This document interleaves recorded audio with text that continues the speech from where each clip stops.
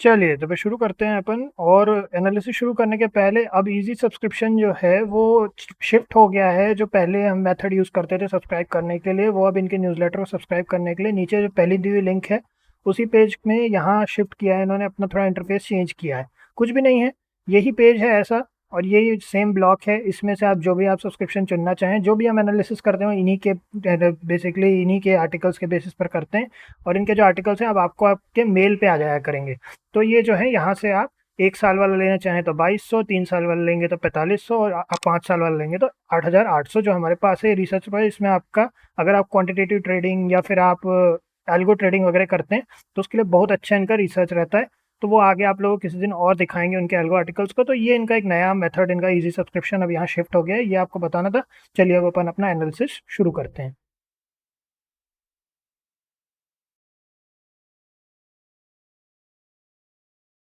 चलिए तो फिर शुरू करते हैं।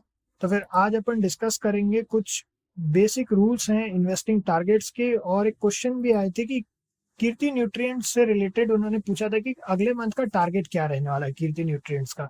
तो पहले टारगेट बता देते हैं, फिर उसके बाद में अपन कुछ रूल्स हैं इन्वेस्टिंग के जो सभी इन्वेस्टर्स को जानना जरूरी है, वो डिस्कस करेंगे। तो देखिए, अगर सब कुछ सही रहता है तो कीर्ति न्यूट्रिएंट्स हो सकता है फिर से इस वाले जो अभी हमने यहाँ मंथली चार्ट खोला हुआ है, अगर अपना ये 82.45 को ब्रेकआउट दे करके फिर से एक बार 89.7 को टच करके हो सकता है अपने ऑल टाइम हाई को ब्रेक कर दे। ठीक है, क्योंकि कंपनी के हमने यहाँ बैलेंस शीट एक बार फिर से पढ़ी, तो कंपनी की बैलेंस शीट के हिसाब से देखें तो नेट प्रॉफिट अच्छी ग्रोथ दिखा रहा है ये यहाँ पे क्वार्टरली रिजल्ट्स में। अगर अपन इधर चले ईयर बाय ईयर बेसिस पर, ईयर बाय ईयर बेसिस पर भी अच्छी ग्रोथ दिखा है। 12 से सीधा 21 करोड़ की हुई है। ठीक है, तो ये अच्छा साइन है। और ओवरऑल अभी देखते हैं, है ना। अब मेन चीज ऐसी है कि सब कुछ सही रहा तो इसको ब्रेकआउट देगा। अगर मान लीजिए नहीं देता है ब्रेकआउट, तो फिर हो सकता है आपको थोड़ा लंबे समय तक होल्ड करना पड़ सकता है ना। अब वो तो only time will tell, but अब यहाँ से कुछ चीजें हैं जो समझना बहुत जरूरी है। तो टारगेट हमने जैसा आपको बता दिया, हो सकता है इस मंथ में या फिर अगले मंथ में ये अपने ऑल टाइम हाई को ब्रेक करे, अगर सब कुछ सही रहता है कंपनी का। अब जो इंपॉर्टेंट पॉइंट है वो समझिए। इसमें देखिए कुछ चीजें हैं जो ना अपने को समझना है। तो सबसे पहली चीज जो है वो है आपकी पोजीशन साइजिंग। अपनी पोजीशन साइजिंग का ध्यान रखिएगा कि चाहे कोई भी इन्वेस्टर हो, कभी भी इतना ज्यादा इन्वेस्ट नहीं किए कि हमें इतना मतलब बहुत ज्यादा समय तक ऐसा लगे कि अरे पैसा फंस गया। राइट, पहली चीज। दूसरी चीज है मैक्स लॉस। अब प्री डिफाइंड मैक्स लॉस आपका होना बहुत जरूरी है। ठीक है, प्री डिफाइंड मैक्स लॉस का मतलब होता है बेसिकली आपको ये पता होना चाहिए कि आप कितना लॉस लेने के लिए तैयार हैं किसी भी ट्रेड में, है ना। तो उसके लिए ही हमने पोजीशन साइजिंग का पॉइंट लिया था। पोजीशन साइजिंग हमेशा आपके फंड के हिसाब से होनी चाहिए। जैसे फॉर एग्जाम्पल, अगर आप किसी ट्रेड में 2000 रुपए का लॉस ले सकते हैं, आपने 1000 क्वांटिटी परचेज की है तो 2 रुपए का लॉस होता है। राइट, अब 2 रुपए का लॉस जो है इन एनी सिनेरियो, अगर अपन इसी कंपनी की बात करें, 2 रुपए का लॉस अगर आप लेते हैं तो आपका 80 रुपीज आपका स्टॉप लॉस रहेगा। राइट, अभी 82 पे चल रहा है, 80 रुपीज आपका स्टॉप लॉस रहेगा। तो इससे ज्यादा का आप स्टॉप लॉस नहीं रख सकते, है ना। अब उसके बाद आप उसको कैसे उसको करते हैं, किस तरीके से मैनेज करते हैं, वो आपको देखने की क्या आप उसके बाद होल्ड कर सकते हैं। तो 2000 रुपए अगर आप मैक्स लॉस है तो उस लॉस में एग्जिट कर जाइए, है ना। क्योंकि अक्सर हमने देखा है और हमने भी ये गलतियां की हुई हैं शुरू शुरू में कि भाई अब होल्ड किए हुए हैं, सोच रहे हैं कंपनी अभी रिकवर करेगी, लेकिन लेकिन चूंकि हम यहाँ पे एक चीज जो इंपॉर्टेंट बात है वो है हम बात करें इन्वेस्टिंग की।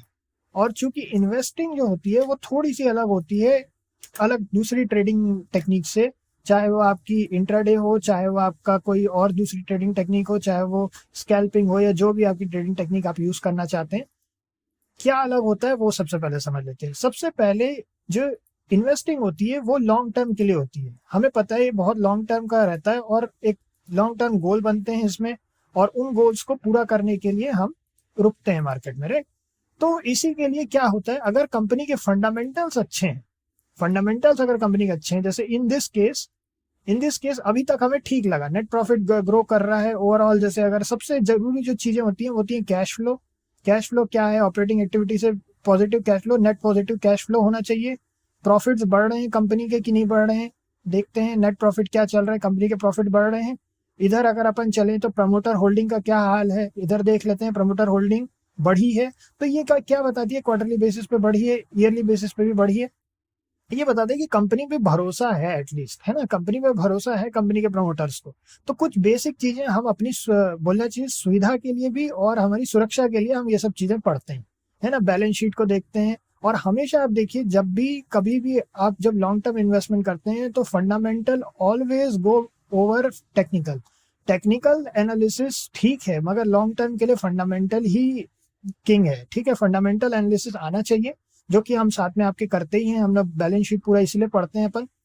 और टेक्निकल एनालिसिस क्या काम आता है, अब टेक्निकल भी अपन करते हैं। टेक्निकल क्यों करते हैं, टेक्निकल जैसे हमने टारगेट क्यों डिसाइड किया, ये वाला टारगेट हमने डिसाइड किया कि भाई रेजिस्टेंस था पहले, उसने 89.7 को टच किया था कुछ महीने पहले, ऑलरेडी अभी अपर साइड पे खुल रहा है। अब इसको अगर ब्रेकआउट देता है तो बहुत अच्छी बात है, नहीं देता है तो फिर हम होल्ड करना पड़ेगा हमको, हो सकता है डाउन साइड है। अब मान लीजिए कि टेक्निकल एनालिसिस में आपको लगता है कि भाई स्टॉप लॉस बनाना है, तो जैसे हमने बताया मैक्स लॉस तो आपके पहले दिमाग में होना चाहिए।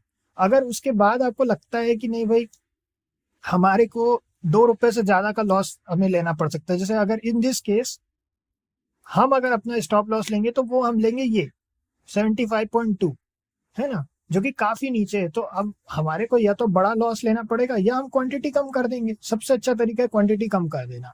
तो खैर ये भी एक ऐसी चीज है जो पोजीशन साइजिंग के अंडर आती है, जो कि बहुत बहुत इंपॉर्टेंट है, क्योंकि इन्वेस्टिंग लॉन्ग टर्म के लिए होती है। और डाइवर्सिफिकेशन फाइनल पॉइंट है अब यहाँ पे, है ना, डाइवर्सिफिकेशन हमेशा पोजीशन साइजिंग को ध्यान में रखिए। Pre defined max loss, fundamental analysis पहले ज्यादा इंपॉर्टेंट होता है। टेक्निकल एनालिसिस से आप टारगेट्स और स्टॉप लॉस डिसाइड कर सकते हैं, पिवट पॉइंट भी यूज कर सकते हैं, और सुपर ट्रेंड भी बहुत बढ़िया काम करता है। दोनों दोनों चीजें काम करती हैं, है ना, एंट्री एग्जिट दोनों के लिए।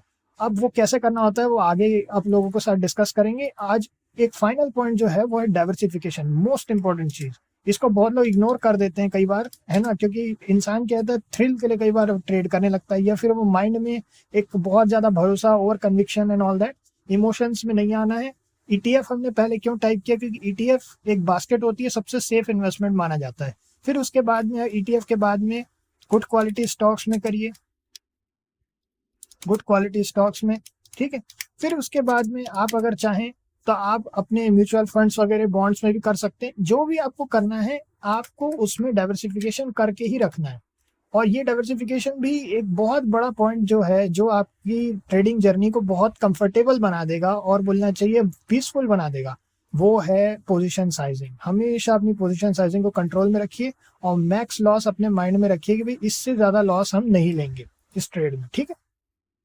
धीरे धीरे हम और आपको लाइव एग्जांपल्स के साथ में बताएंगे। आज हमने कीर्ति इंडस्ट्रीज का टारगेट जिन्होंने मांगा था, एक बार फिर रिपीट कर देते हैं। अगर ब्रेकआउट होता है तो फिर 89.7 को कम से कम टच करेगा कुछ महीने के बाद में, हो सकता है नेक्स्ट मंथ ही कर जाए, हो सकता है इसी मंथ कर जाए।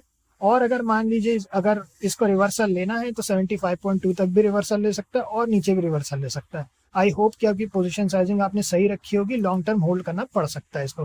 कंपनी के ओवरऑल फंडामेंटल्स ठीक हैं, जैसा कि अभी अपन ने एक बार देखा, है ना। और बस इसमें इतना ही है, चलिए देखते हैं तो फिर आगे। ओके।